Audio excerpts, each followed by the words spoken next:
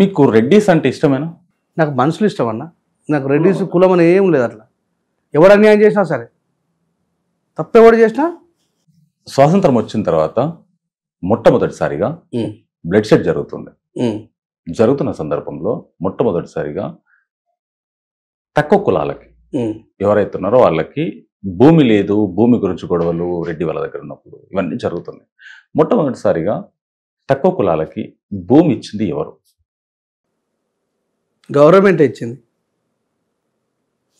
భారతదేశంలో ఉన్నటువంటి రాజ్యాంగ వ్యవస్థనే చెప్పింది. అంబేద్కర్ గారు ఇండియన్ కాన్స్టిట్యూషన్లో చాలా స్పష్టం చేస్తారు, భూమిని జాతీయం చేయాలని. మళ్ళోసారి వినండి, భూమిని జాతీయం చేయాలని. అప్పటి వరకు భూమి ఎవరి చేతిలో ఉన్నదో వాళ్ళందరి దగ్గరికి వెళ్ళి భూమిని కొనండి, వాళ్ళని నుక్సాన్ చేయకండి, వాళ్ళ దగ్గరికి వెళ్ళి గుంజుకోమని చెప్తలేదు. అప్పుడు భారతదేశానికి స్వాతంత్రం రాకుండా ముందు ఎవరి చేతిలోనైతే భూమి ఉండేనో, స్వాతంత్రం వచ్చిన తర్వాత భూమి వాళ్ళ దగ్గర ఉన్నా కానీ కొనుక్కోండి, తప్పకుండా గ్రామాల్లో, ప్రతి గ్రామాల్లో మన హైదరాబాద్ చుట్టుపక్కల ఉన్నా కానీ తెలంగాణలో, ఆంధ్రప్రదేశ్లో, అప్పుడు ఆంధ్రప్రదేశ్ ఉండే కదా, ఏవైతే స్టేట్లలో ఉన్నాయో వీటన్నిట్లలో బ్లడ్ షెడ్ జరుగుతుంది. ఆసాంల దగ్గరికి నుంచి భూమి గుంజుకోవడానికి. భారతదేశానికి స్వాతంత్రం వచ్చినప్పుడు ఆంధ్రప్రదేశ్ మనతో లేదు. భారతదేశానికి స్వాతంత్రం ఎప్పుడు వచ్చింది? తెలంగాణ భారతదేశంలో ఎప్పుడు కలిసింది? తర్వాత మన పటేల్ గారు చేసిన యుద్ధం తర్వాత. అది మనకు తెలవాలా. ఇది Hyderabad country, this is not. ఈ మాట తెలియదు చాలా మందికి. హైదరాబాద్ అనేది ఒక దేశం, మళ్ళీ తర్వాత మనం భారతదేశంలో కలిసినాం. అంటే 1949లో మనం కలిసినాము. ఆ మధ్యలో ఉన్నటువంటి వ్యవస్థకు మనకు సంబంధమే లేదు. మళ్ళీ మీరు ఆంధ్రప్రదేశ్ మనతో ఉన్నది అంటున్నారు. లేదు. Yes, okay. బ్లడ్ షెడ్ జరుగుతున్నప్పుడు, భూమి గుంజుకోవాలని చెప్పి జరుగుతున్నప్పుడు ఒక అక్కడి నుంచి ఉద్యమం స్టార్ట్ అయింది. ఢిల్లీ నుంచి స్టార్ట్ అయిన తర్వాత ఆ ఉద్యమానికి మొట్టమొదటిసారి ఏం జరుగుతుంది, అసలు ఇది ఎందుకు జరుగుతుందని తీసుకుంటే, ప్రజలకు భూమి కావాలి, చేసుకోవడం లేదు, ఉన్న దగ్గరే భూమి ఉంది, ఎవరు ఇవ్వాలి, ఎక్కడి నుంచి ఇవ్వాలి అన్నప్పుడు దీనికి మొట్టమొదటిసారి ముందడిగి చేసిన వాళ్ళు భూదాన్ రామచంద్రరావు గారు. మన పోచంపల్లి ఉంది కదండి, పోచంపల్లిలో ఇప్పటికే ఆయన హిస్టరీస్ మన దాంట్లో ఉంటాయి. భూదాన్ అనే పేరు మీరు వినుంటారు. భూదాన్ రామచంద్రరావు గారు అని చెప్పేసి 1000 ఎకరాలు ఎట్ ఎ టైం ఇక్కడ నుంచి గుంటూరు వరకు 1000 ఎకరాలు మొట్టమొదటిసారి ప్రభుత్వానికి ఇచ్చిన వ్యక్తి. ఏ సంవత్సరంలో అంటే మనకు కొంచెం క్లారిటీ ఉండదు. ఎందుకంటే 49 కంటే ముందు భారతదేశం యొక్క సంస్కరణలకి మనకి సంబంధం లేదు. మనది మీర్ ఉస్మాన్ అలీ ఖాన్ పరిపాలిస్తున్నటువంటి దేశం. ఎస్, అది చెప్తున్నాను నేను. చాలామంది తెలియని విషయం ఏంటంటే, ప్రపంచంలో అంబేద్కర్ గారికి ఫస్ట్ డాక్టరేట్ ఇచ్చి గౌరవించింది కూడా ఉస్మానియా యూనివర్సిటీ. ఫస్ట్ యూనివర్సిటీ మన ఉస్మానియా యూనివర్సిటీ నుంచి అంబేద్కర్ గారికి భారతదేశంలో, విదేశాలలో కాదు, భారతదేశంలో ఫస్ట్ ఆయనకు డాక్టరేట్ ఇచ్చి గౌరవించింది ఉస్మానియా యూనివర్సిటీ. నాకు తెలిసి 1935 బిఫోర్ అనుకుంటా, లేదంటే 42 బిఫోర్ అనుకుంటా. చాలామంది ఇదే విషయంలో తర్జన భర్జన పడుతూ ఉంటారు. యూనివర్సిటీ అయింది ఎప్పుడు? ఉస్మానియా యూనివర్సిటీ చెప్పండి. కట్టింది మీరే చెప్పారు కదా. నేను ఏమంటానంటే, ఫస్ట్ మాత్రం బాబా నాకు తెలిసి అయితే 42 నుంచి, అదే మొత్తం మీద 45 ఆ మధ్యలో, అంతకు ముందే ఉన్నది ఉస్మానియా యూనివర్సిటీ. అదేం నిన్న మొన్న తయారైందేం కాదు. మీరు కావాలంటే జస్ట్ గూగుల్లో కొట్టుకుని చూడొచ్చు. అంటే ఎందుకంటే బాబాసాహెబ్ అంబేద్కర్ ఈ విషయాన్ని చాలా స్పష్టంగా గర్వంగా చెప్తారు. భారతదేశంలో నన్ను ఫస్ట్ గౌరవించి గుర్తించినటువంటిది హైదరాబాద్ అని చెప్పి. హైదరాబాద్ ఓకే, కానీ ఉస్మానియా యూనివర్సిటీ 100% ఉస్మానియా యూనివర్సిటీ. బాబాసాహెబ్ అంబేద్కర్ గారికి డాక్టరేట్ ఇచ్చి గౌరవించింది ఉస్మానియా యూనివర్సిటీ, మీర్ ఉస్మాన్ అలీ ఖాన్ గారు. అప్పటికి బాబాసాహెబ్ అంబేద్కర్ ఇంకా అంటరాని వాడిగానే చూసి, మీరు అన్నటువంటి బరోడా సంస్థానపు మహారాజు బాబాసాహెబ్ అంబేద్కర్ గారిని విదేశాలకు పంపించి వచ్చిన తర్వాత సైన్యాధికారిగా ఆయనకు ఉద్యోగం ఇచ్చినప్పటికీ కూడా అన్టచబుల్ అని చెప్పి ఆయనకు ప్రత్యేకమైన కుండ పెట్టారు. ఆయన దగ్గర ప్యూన్లు కూడా అంబేద్కర్ గారికి కట్టెలతో తీసుకుంటూ ఇసిరి పడేసి పుస్తకాలు వాడేసారు. బాబాసాహెబ్ అంబేద్కర్ గారు ఒక పార్సీ సత్రం,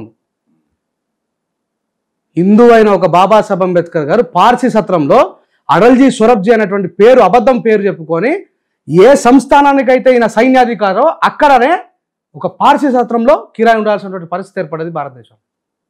బాబాసాహెబ్ అంబేద్కర్ గారిని భారతదేశం ఎప్పుడు గౌరవించలేదు, ఇప్పుడు కూడా గౌరవించలేదు. మళ్ళీ చెప్తా ఉన్నా, ఇది నిజం. ఎవడొప్పుకున్నా ఒప్పుకోకపోయినా, నాకు పూర్తిగా అవగాహన లేకపోవచ్చు, నాకున్న అవగాహన చెప్తున్నా. బాబాసాహెబ్ అంబేద్కర్ గారు బరోడా సంస్థానపు సియాజీ రాజా గాయక్వాడ్ గారి రాజ్యంలో అడల్జీ సొరబ్జీ అనే ఒక అబద్ధపు పేరు చెప్పుకొని పార్సీ సత్రంలో స్టోర్ రూమ్లో కిరాయి ఉన్నాడు. ఉండాల్సి వచ్చిందంటే ఈయన బాబాసాహెబ్ని హిందూగా యాక్సెప్ట్ చేయలేరు, హిందూ సత్రాల్లో బాబాసాహెబ్ అంబేద్కర్కి కిరాయి చేయలేరు. ఆయన ఎవరు మళ్ళీ మరి ఆ సంస్థానానికి సైన్యాధికారిగా కొలువు తీరినటువంటి ఆ రాజ్యంలో బాబాసాహెబ్ అంబేద్కర్ గారు రైల్వే స్టేషన్కి వస్తున్నారని చెప్పి రైల్వే స్టేషన్ మొత్తం ఖాళీ చేస్తే ఆయన ట్రంక్ పెట్టి నెత్తి మీద పెట్టుకుని 2.5 కిలోమీటర్ సంస్థానానికి వచ్చి సిరాజ్ రాజా గాయకోడ్ గారి దగ్గర బాధపడుకుంటూ చెప్పారు, ఏంది సార్ నాకు అర్థం కాదంటే, ఏం చేస్తాం ఈ దేశంలో ఉన్నటువంటి వ్యవస్థ లాంటిది, నేను రాజుని కానీ ప్రజల్ని మార్చలేదు కదా, అందుకే కదా నేను చదువుకోవడానికి పంపించింది. ఆ మెటాలిటీ ఏదైతే ఉందో అది ఇక్కడ నువ్వు ప్రదర్శిస్తేనే ఈ సమాజం మారుతుందని చెప్పి బాబాసాహెబ్ అంబేద్కర్ గారు అన్నారు. ఎప్పుడు గౌరవించలేదు బాబాసాహెబ్ అంబేద్కర్ని. ఆయన చదువుకోవడమే ఇష్టం లేదు, ఆయన ఈ దేశంలో రాజ్యం చేయడం అంతకంటే ఇష్టం లేదు. ఇలా ప్రపంచం అంతా ఒప్పుకున్నా ఇప్పటికీ భారతదేశంలో నేను ఏమంటున్నా అంటే, మీరు ఏమన్నా విమర్శించవచ్చు, ఆ అవకాశం ప్రతి మనిషికి ఉంది, కానీ చదివి విమర్శించండి. ఈ దేశానికి ఐఏఎస్లను ఐపీఎస్లను తయారు చేసే టీచర్లు ఎందుకు బాబాసాహెబ్ అంబేద్కర్ గౌరవిస్తున్నారు? సరిగ్గా ఇంటర్ కూడా పాస్ కాలేడు విమర్శిస్తున్నాడు, డిగ్రీ కూడా పాస్ కానడు విమర్శిస్తున్నాడు. నువ్వు చదివి విమర్శించు అంటున్నా. యూపీఎస్సీ ఎగ్జామ్ని బోధించే వాళ్ళు నిష్ణార్థులా కాదా? మరి వాళ్ళందరూ బాబాసాహెబ్ అంబేద్కర్ గారిని నడుస్తున్న లైబ్రరీతో పోల్చిరు. ఇంత గొప్ప వ్యక్తి అప్పుడు అడవు ఎట్లా చదువుకోగలిగిండు, అంత చదువు ఉత్తగా అమెరికాలో ఎందుకు సర్టిఫికెట్లు ఇస్తారని నాకు అర్థం కాదు. భారతదేశం నుంచి పోయినటువంటి ఒక భారతదేశాన్ని బ్రిటిషర్స్ ఎప్పుడన్నా బానిస దేశంగా చూసిర్రా, గొప్ప దేశంగా చూసిర్రా? బానిస దేశం నుంచి ఈయన బయట దేశంలో చదువుకుంటే ఆయనకు విలువ ఎట్లిస్తారు? మళ్ళీ ఆయన ఎవరు? కోమటైనా బాబరైనా ఒక దళితుడు. మీరు అన్నారుగా ఇందాక బాబాసాహెబ్ అంబేద్కర్ గారు ఇట్లా ఒకటే టర్మ్లో 2 టీసీలు, ఒకటే టీసీని 2 సార్లు అడ్జేసి బాబాసాహెబ్ అంబేద్కర్ నేనేమంటే బాబాసాహెబ్ అంబేద్కర్ గారి మీద దేశం మీదనే ప్రేమ లేదు బ్రిటిషర్స్కి. అప్పుడు అంబేద్కర్ మీద స్పెషల్ ప్రేమ ఎట్లా ఉంటుంది అంటున్నాను నేను. ఆయనని ఈ దేశంకు నిష్ణార్థులు చేయడం వల్ల వాళ్ళకి వచ్చేది ఏం లేదే. బాబాసాహెబ్ అంబేద్కర్ గారు ఏమైనా బ్రిటిష్ వారిని భయపెట్టకుండా, బెదిరించకుండా, వాళ్ళని ప్రశ్నించకుండా ఉన్నారనుకుంటున్నారా? మీరు చూడు, అంటే బాబాసాహెబ్ అంబేద్కర్ గారు ఏంటంటే ఆయనకు తెలుసు ఈ స్వాతంత్ర పోరాటం మాకు సంబంధించింది కాదు అని. సర్దార్ వల్లభాయ్ పటేల్ ఉండగా ఎవరు పెద్దోళ్ళు? వల్లభాయ్ పటేలా, నెహ్రూ? సర్దార్ వల్లభాయ్ పటేల్ కంటే నెహ్రూ పెద్దోడు కాదు, వల్లభాయ్ పటేలే పెద్దోడు. ఈయన ప్రైమ్ మినిస్టర్ కావాల్సింది. ఈయన బీసీ కులస్తుడు అని చెప్పేసి ఈ దేశాన్ని మళ్ళా అగ్రరాజ్యం నుంచి భారతదేశాన్ని పరిపాలించి ఒక మకుటం లేని మహారాజు బాపునాయుడు ఉండాలి కనుక ఈ బీసీని ఎట్లిస్తారని చెప్పి సర్దార్ వల్లభాయ్ పటేల్ తొక్కేశారు. గాంధీ చేశాడు. ఎస్, నేనేమంటున్నా మరి, అందరు ఓట్స్ అని ఇక్కడ పడ్డ తర్వాత రాత్రి ప్రధానమంత్రి సీట్లో కూర్చోబెట్టింది మహాత్మా గాంధీ. సర్దార్ వల్లభాయ్ పటేల్ గారిని యాక్సెప్ట్ చేయలేనటువంటి ఈ సమాజం బాబాసాహెబ్ అంబేద్కర్ గారిని ఎట్లా యాక్సెప్ట్ చేస్తుంది అంటున్నా. ఆ రోజు మీరు ఆలోచించండి. మరి ఆయననే అంత గొప్ప స్వాతంత్ర పోరాట యోధుడు బాబాసాహెబ్కు తెలుసు ఇది మాకు సంబంధించి. అప్పుడు అంటాడు సర్దార్ వల్లభాయ్ పటేల్, నిజంగా అంబేద్కర్ నువ్వు చేసిన పోరాటంలో న్యాయం ఉందయా? నేను ఇన్ని రోజులు తప్పర్థం చేసుకుని ఈ కళ్ళు నన్ను శూద్రుడి కిందనే చూసిండ్రు, నేను చేసిన త్యాగాన్ని, నేను చేసిన సేవని గుర్తించలేదు, కానీ నా కులమే గుర్తించారు కొడుకును. అందుకే నాకంటే చిన్నడైనటువంటి నెహ్రూ మౌనంగా ఉండి సమాధానం చెప్పాడు. గాంధీ అటా ఇటా అంటే సపోర్ట్ చేయడు, ఆయన మౌనంతోనే నెహ్రూకు సమాధానం చెప్తాడు. ఇది ఎవరో తెలుసు చరిత్రలా. నిజంగా ఫస్ట్ ప్రైమ్ మినిస్టర్ కావాల్సింది సర్దార్ వల్లభాయ్ పటేల్. ఈ హ్యావ్ దట్ కేపబిలిటీ. ఆయనకు వయస్సు ఉన్నది, అనుభవం ఉన్నది, అన్ని త్యాగాలు చేసిండు, అన్ని పోరాటాలు చేసిండు. ఆయన డిగ్రీలు ఉన్నాయి కదా, ఈయనకంటే ముందుగా ఆయన చేసిండు, బయటకు వెళ్ళి చదువుకొని వచ్చిన వ్యక్తి. అందరికీ మరి దీని మీద ఈ దేశంలో ఎంతమందికి పరిజ్ఞానం ఉన్నది? ఇప్పుడు చెప్పండి, బాబాసాహెబ్ అంబేద్కర్ గారు మనని ఎప్పటికైనా తొక్కుతారా నాయన అని మొత్తుకున్నాడు, తొక్కేసి పెట్టారు. ఆ విషయం మీరు ఒక్క అంబేద్కర్ గారే కాకుండా పటేల్ గారికి జరిగిన అన్యాయం కూడా ఎందుకు చాలా సందర్భాల్లో మాట్లాడినా, ఎన్నో వీడియోస్లలో మీరు చూసుకోవచ్చు. నేను ఇప్పుడు మాట్లాడుతున్నా ప్రీవియస్ వీడియోస్లో చాలా సందర్భాల్లో చెప్పిన, ఈ దేశము బ్రాహ్మణుల ఆధిపత్యం కోసమే పోరాటం చేసిన స్వాతంత్ర బేరాలు ఆయన గాంధీ చేసింది. అందుకే శూద్రుడైనటువంటి సర్దార్ వల్లభాయ్ పటేల్ బీసీని తొక్కిపడేసారు అక్కడ అని చాలా సందర్భాల్లో చెప్పిన. బీసీ అయినటువంటి వల్లభాయ్ పటేల్ తొక్కేసిన బాబాసాహెబ్ అంబేద్కర్ గారిని ఎక్కడ గౌరవిస్తారో, ఆయన ఎక్కడ మెచ్చుకొని నెత్తిమే పెట్టుకుంటారు.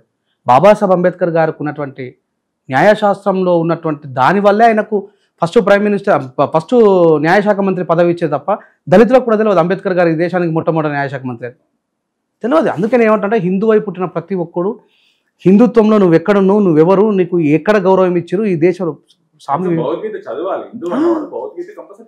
స్వామి వివేకానంద గారు కూడా బాపాలను విమర్శించిండని, నేనే కాదు అది ఇది మరి ఇదేంద్రపై నాకు అర్థం కాదు. దేవుడు కొద్ది మందికే సొంతము, కొన్ని వర్గాలకే సొంతం అని అనడం నాకు అర్థం కాదు. ఎల్లమ్మ పోషమ్మని మనం తెలంగాణలో ఇంత అద్భుతంగా సెలబ్రేట్ చేస్తాం, మరి యూపీలో చేస్తారా వాళ్ళు? వాళ్ళకి తెలుసా అసలు ఎల్లమ్మ పోషమ్మ కట్టమైసమ్మ ఇవి అందరూ అవి దేవతలు కావా?